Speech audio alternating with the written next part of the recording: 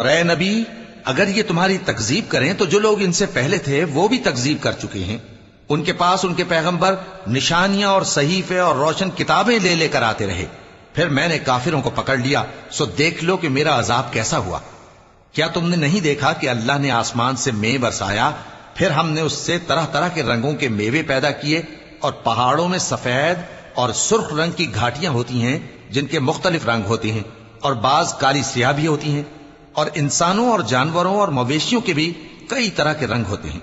اللہ سے تو اس کے بندوں میں سے وہی ڈرتے ہیں جو صاحب علم ہے.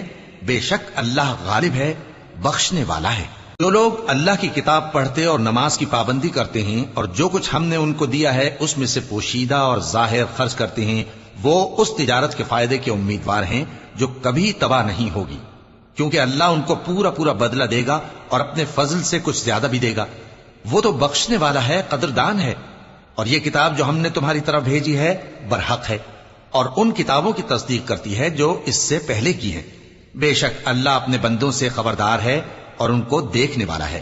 پھر ہم نے ان لوگوں کو کتاب کا وارث ٹھہرایا جن کو اپنے بندوں میں سے برگزیدہ کیا، تو کچھ تو ان میں سے اپنے آپ پر ظلم کرتے ہیں اور کچھ میانہ رو ہیں، اور کچھ اللہ کے حکم سے نیکیوں میں آگے نکل جانے والے ہیں.